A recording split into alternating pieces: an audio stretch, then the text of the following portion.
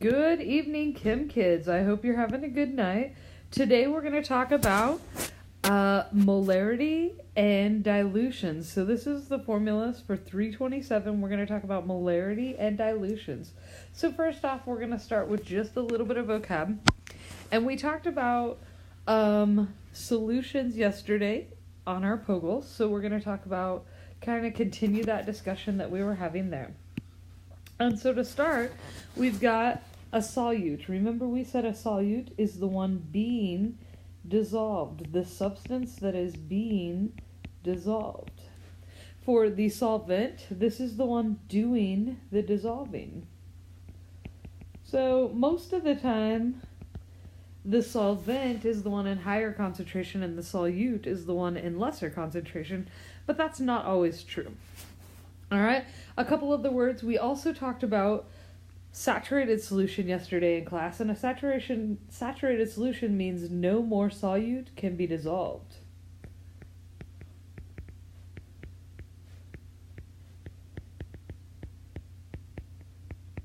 An unsaturated solution then means that more solute, and we're talking about at a specific temperature, but more solute can be dissolved at that temperature.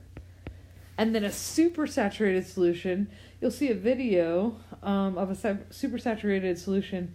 This is an unstable situation, but obviously too much.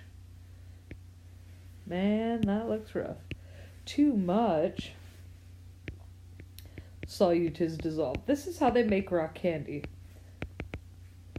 They take and dissolve a ton of sugar in water, and then, well, obviously they do that by heating it up, and then they put that stick in there or the rope in there, and then as it cools down, the sugar crystallizes out.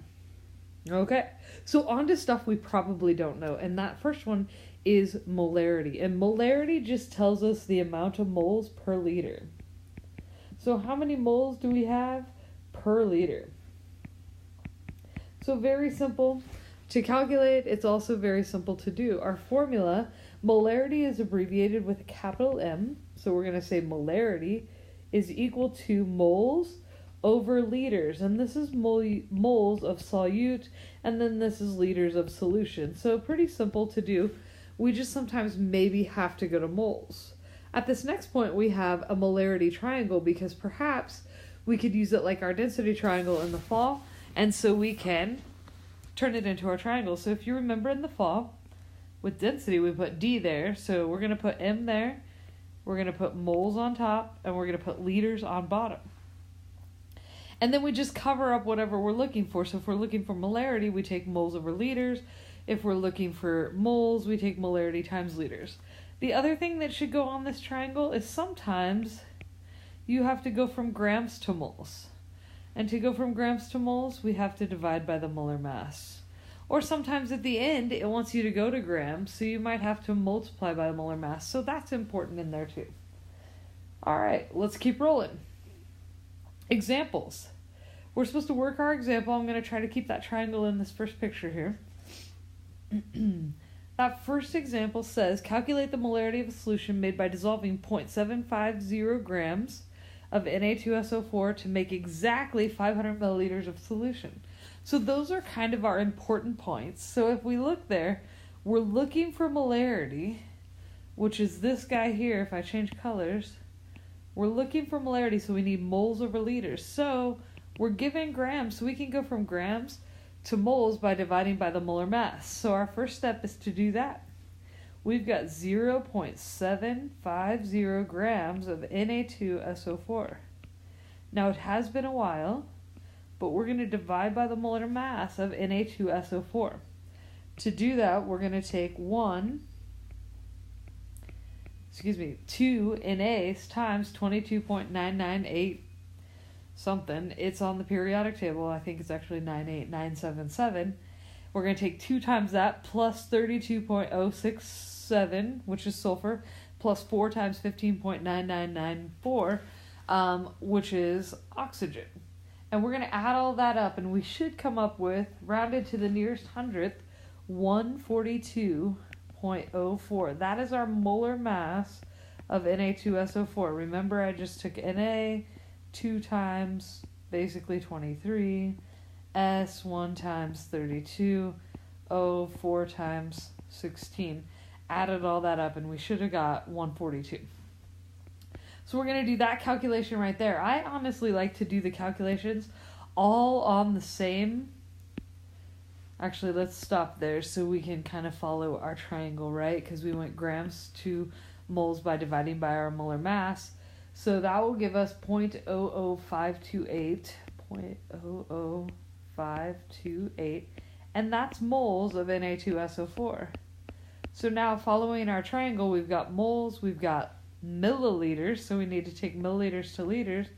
Milliliters, in 500 milliliters, there are 0.500 liters.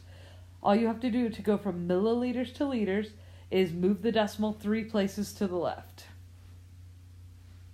Alright, so last but not least, we're going to take moles, 0.00528 moles, and we're going to divide that by 0.500 liters, and our answer should come out with 0.0106 molar, or molarity. Alright, pretty simple. Alright, makes sense? Awesome. Let's see if we can't reverse that. Still looking at our triangle here. Molarity, we've got, I should have made that way bigger. Alright, here we go. Bigger triangle. Molarity, moles, liters. This time it says grams, so we're going to have to go from moles to grams. We'll have to multiply by the molar mass. So if we check that out, this time it says how many grams of solute are present in 50 milliliters of 0.488 molar K2Cr2O7. So what we were going to do, it's very simple. If you look, we're looking for moles first so we can get to grams. Moles first so we get to grams. So we're going to take molarity times liters. Moles is going to equal molarity times liters. So literally 4.88 times 0.050 liters. And this will give us moles. Remember, to do that, we just move the decimal place 3 places to the left. Alright, which gave us 0.050. And when we do that, we're going to get 0.0244 moles. And that's moles of K2Cr2O7. So to get to grams, we're going to multiply by the molar mass. So if we take a little bit of time there and find the molar mass of K2Cr2, man, that 2 looked rough. Kr2Cr2O7, this is potassium dichromate. We're just going to multiply by the molar mass because 1 mole of K2Cr2O7 is 294.19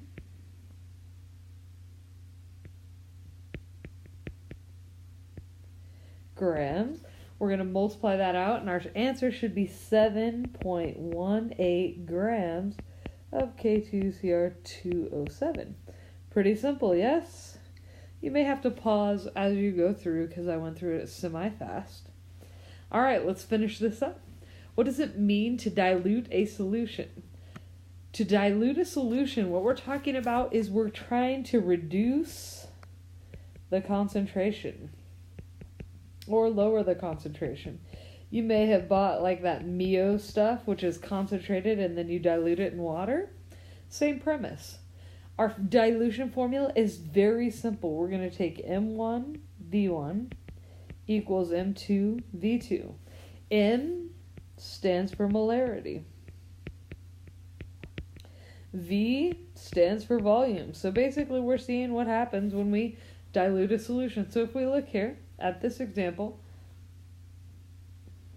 it says how many milliliters of concentrated sulfuric acid, which is 16 molar, are needed to make 250 milliliters of 2.00 molar solution. If you just go through and write down V1, M1, that M1 or that M and that V go together, That's a volume. That's a molarity. So our formula, M1V1 equals M2V2. Rearrange it to solve for V1. So we're going to divide each side by M1. We get V1. So that didn't really look like a 1. V1 equals M2V2 over M1. So we are literally just going to plug in those fancy dancy numbers. So M2 is 2.00 times 250 divided by 16. And this will be our answer.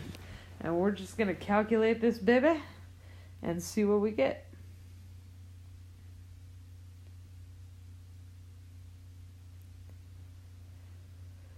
Two times 250 is 500. Excuse me. And then we're going to divide by 16, which should give us 31.25, which is our initial volume, which is ml. And boom, there we have it. All right, thanks. See you next time.